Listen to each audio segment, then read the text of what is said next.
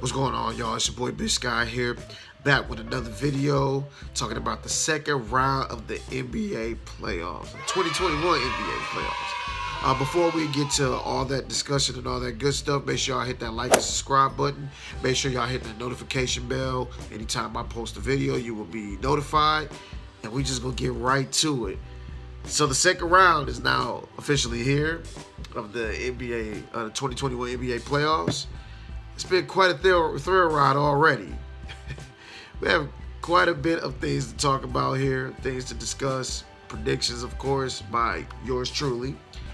So, but before we get to that, let's talk about all of my predictions from the first video that I made talking about the 2021 NBA playoffs. And we'll go from how we did before, Eastern Conference to Western Conference. So, we're just going to break down series by series. So, we'll start with the number 1 seed versus the number 8 seed, the Philadelphia 76ers versus the Washington Wizards. I predicted that the Wizards and the 76ers would be a 5 to 6 game series, and I actually got that one right. The Philadelphia 76ers won in 5 games, as I predicted. But I have caused a pause about the Philadelphia 76ers moving forward, because as great as they played, they were wonderful. Tobias Harris was spectacular. Even Dwight Howard made an appearance, showed up. Ben Simmons was very consistent. And Tobias Harris actually played very well for the time that he was in. Of course, Tobias Harris is actually really good. I don't even want to talk about Tobias Harris because he was a former Detroit Piston, but not going to go there today. Not going to go there. I have caused a pause because Joel Embiid, who has been one of the picks to be this season's MVP, who actually had a very, very dominant regular season, has been unhealthy. He hasn't been healthy for the past couple of games, game 4 and game 5. And I'm kind of afraid for Philly.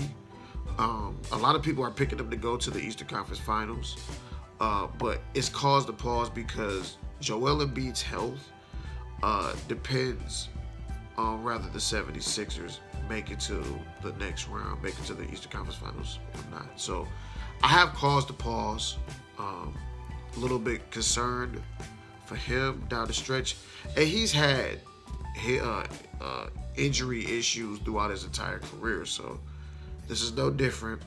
But they're going to have to really figure something out with him to really limit his minutes, to really, restrict him where they can. So they're going to really have to figure it out. So I think Philly going to be all right. But they're going against a new team now. That is the Atlanta Hawks, that showed up and showed out. Boy, oh boy. The Atlanta Hawks beat the New York Knicks 4-1. Now, I had made the prediction that the Knicks were going to win in 6 games. So I got that wrong. I thought the New York Knicks, because they haven't had a playoff appearance in a while. It's been about 7 or 8 years. I can't remember exactly how many years it's been. But the excitement, I will say this. And no, I'm not a New York Knicks fan. Never have been. But I will say that the New York Knicks being in the playoffs was good for the NBA, it was good for the league, good for basketball. You just see the excitement for the league because of the New York Knicks being there. And it was a spark. It was a great series, actually, even despite the fact that it only went 5 games. It was still a really intriguing series. And the reason why I say Philadelphia is in a world of trouble, because this boy Trae Young, look here. I've said that Trae Young still has time to be one of the best point guards. He's certainly one of the better point guards in the Eastern Conference and the whole league. That's another debate. But what he did in this New York series, cooking. He had 3 games, which he averaged 30 at Madison Square Garden. 3 games in a row. Y'all see that guy in the background? That's the last time that happened in New York. Michael Jeffrey Jordan. Trae Young did that. 3 straight games in New York City. And the bow was so disrespectful. I was like, whoa. But it was a very good series. A lot of back and forth between Trae Young and Spike Lee. Shout out to Spike Lee. Just seeing him back in the Garden during playoff time is always a great feeling. But again, Atlanta was just dominant. And the Knicks being there was great. I mean, Julius Randle. I like Julius Randle a lot. I think Julius Randle definitely deserved to be one of the candidates for the MVP award. He was very great. Most improved player, obviously. But I don't think he played very well at all, especially games 4 and 5. I just didn't see what I thought I would see from him. And yeah, don't get me wrong. He was averaging, around 12 to 13 rebounds a game. He was still putting up points, but it wasn't enough. And they needed more consistency from other guys. I mean, Derrick Rose played his heart out, but he needed other guys to step up. Reggie Bullock and R.J. Barrett and some of those guys off the bench. It just wasn't enough for Atlanta. Clint Capella was abusing those boys. And so I think that this series right here with Philadelphia and Atlanta, the first seed versus the 4th seed, is actually going to be a very good series. My prediction, I think Philly wins this 6. I don't think it's going to go past 6 games. But the pause with this is, can Joel Embiid stay healthy? Can Joel Embiid be healthy enough to lead this Philadelphia team to a chip? It remains to be seen. They have the coaching with Doc Rivers. They have a lot of guys that can shoot lights out. Seth Curry has been sensational since he arrived to that team. And they have other guys who can step up. Obviously, I mentioned Tobias Harris earlier. They have guys that can play, but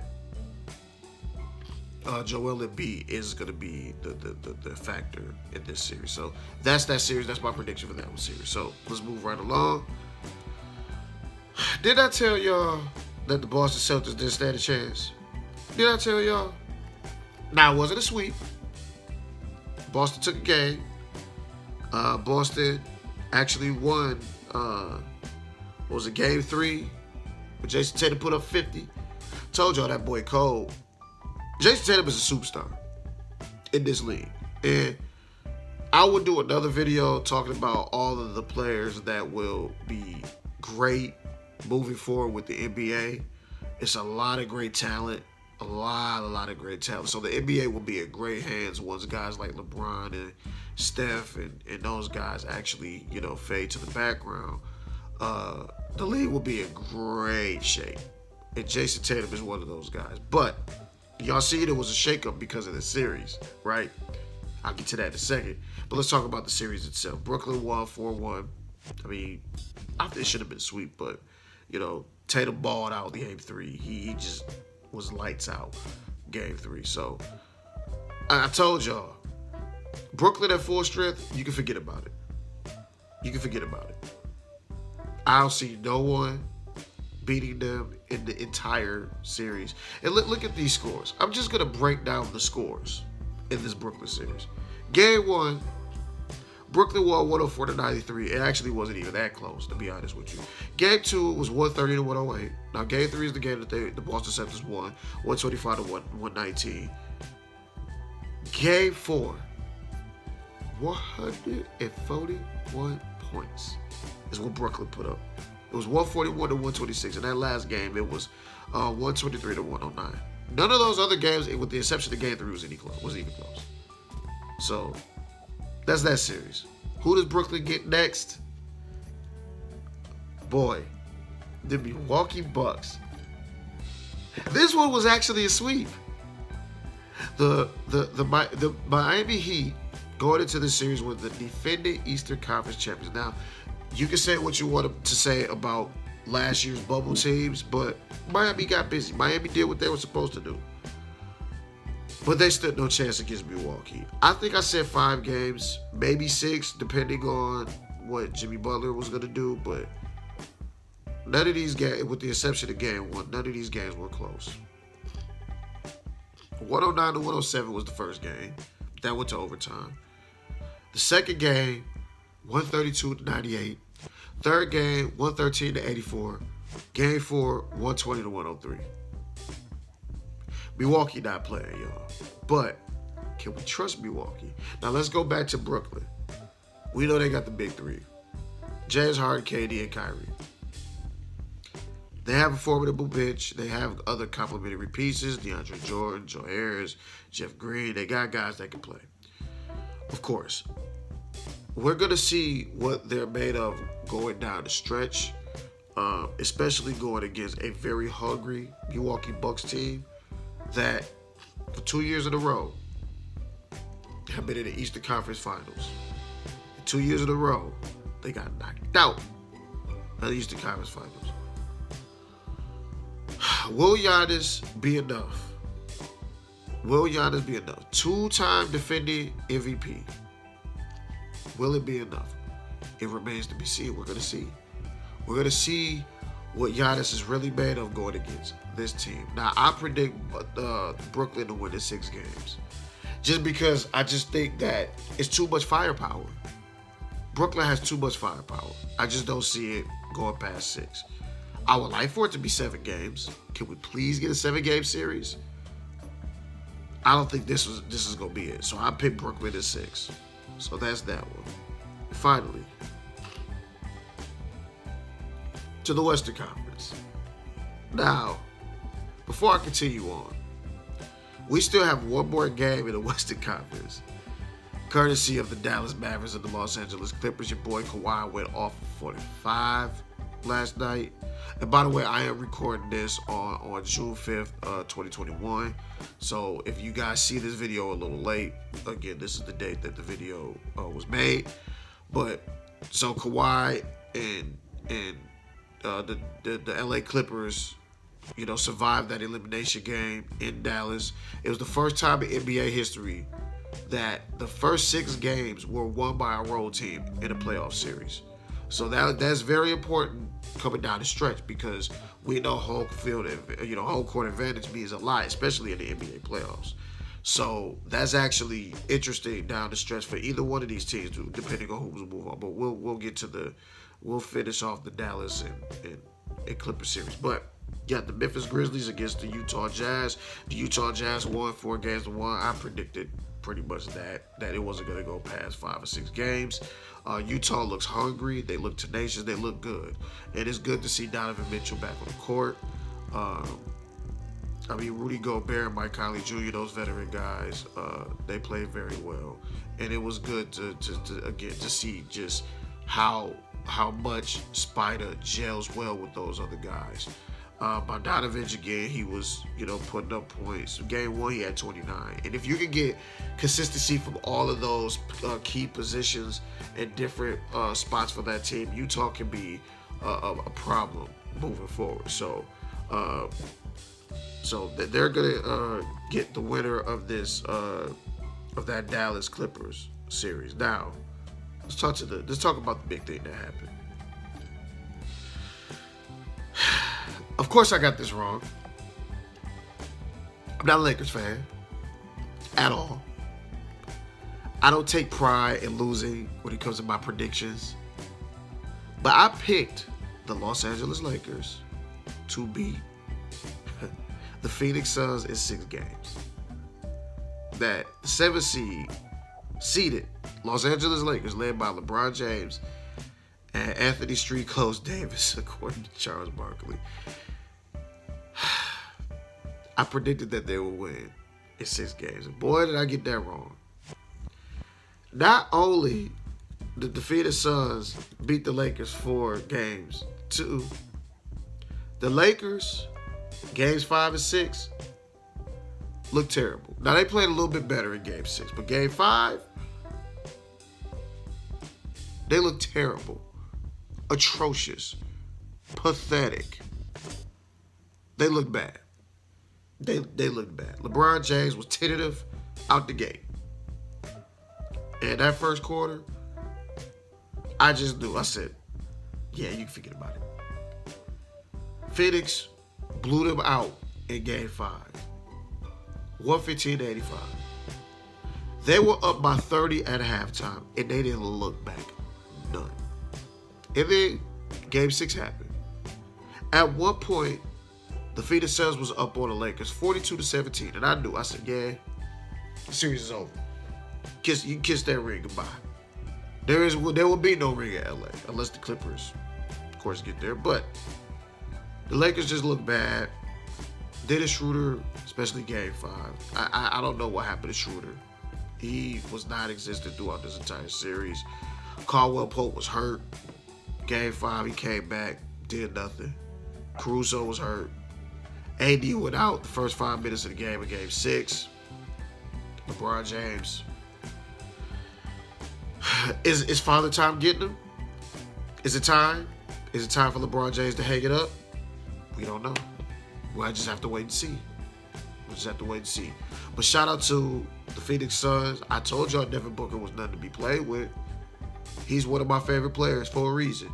Devin Booker is a superstar. And he's, again, with that young crop of younger talent in the league, oh, yeah. He's cooking. He's cooking. So, shout out to Devin Booker, which leads to this series. The Denver Nuggets and the Portland Trail Blazers. Now, I predicted that Denver will win the series in 6. They did what they had to do. Look, I love Portland like the next team. Damian Lillard is one of my favorite players. But he can only do so much. We see what this man did Game 5. Pretty much hitting 2 nail biters to force an overtime in the second overtime. 2 nail biting shots. Had 55 that game. I mean, he's sensational. But he really needs other guys to step it up. He really needs other guys to take charge. And don't get me wrong, he has Norman Powell, he has Robert Covington, and C.J. McCollum, of course, that backcourt, Melo off the bench. But it's just not enough. It's not enough. Lillard cannot be doing this by himself. And yeah, he played poorly in Game 6, but he's still Damian Lillard. He's still one of the best in the league. But again, the same thing will happen with Boston, with Danny Ainge stepping down as the president of basketball operations. Now that's the spot that Brad Stevens have, GM rather. Terry Stotts was let go. Just was it this morning or just last night? He was let go because 4 out of the last 5 seasons, the Portland Trail Blazers have went out in the first round. Something's got to give. I don't know if y'all see Damian Lillard's comment taking the Nipsey Hussle lyric from Dedication. I can't remember exactly what the lyric was. Excuse me if I didn't remember. But it was kind of alluded to the fact, I need help. Or something got to give. Something got to give. So, but that's going to be the series. The Denver Nuggets versus the Phoenix Suns. That's going to be a really good series. I'm very interested to see is Jokic, who I consider to be the MVP of the league, is he going to continue to take this team further versus a Phoenix Suns team who can shoot lights out? Both of these teams are really good shooting teams, so it's going to be very interesting to see exactly where this goes. And then, of course, you have the Dallas Mavericks and the Los Angeles Clippers. The winner of that series has the Utah Jazz to deal with. Luka Doncic has just been killing the Los Angeles Clippers. It doesn't matter who they put on this man. He is averaging literally 35 a game. Now, last night, he only had 29 points, but he has been absolutely sensational. It is nothing that anyone can do with Luka Doncic. He has been just lights out. And it's going to come down to how bad one of these teams want it. And I think that, now I picked the Clippers to win this series, but I'm actually scared for the Clippers now because Game 7, they've I don't know, it's something about when they get in the playoffs. It's just something about it. You know, they call Paul George Pandemic P. I think that's pretty hilarious. But it all depends on what they want to do, what's going to happen down the stretch. How bad, how much, and we're talking about a supposed defensive team in the Los Angeles Clippers. What are they going to do if they can't continue to stop Luka? Because the next series, if they advance, they have to deal with Donovan Mitchell and the boys. They really got to buckle down and play defense if they want to win this series. Dallas is scary. I'm still sticking with my pick. I'm still picking the Clippers, but I don't know. Luka Doncic has been killing them, so we gonna see. We gonna see. And that's pretty much my predictions for the NBA playoffs, the second round. Again, we're gonna see exactly what happens with the Clippers and the Mavericks on Sunday. That's the last game. And we're just gonna go from there. Again, y'all hit that like, share, and subscribe button. Again, y'all hit the notification bell for future videos. And we are gonna wrap this up. And I will talk to y'all next time. Take care, y'all. Peace.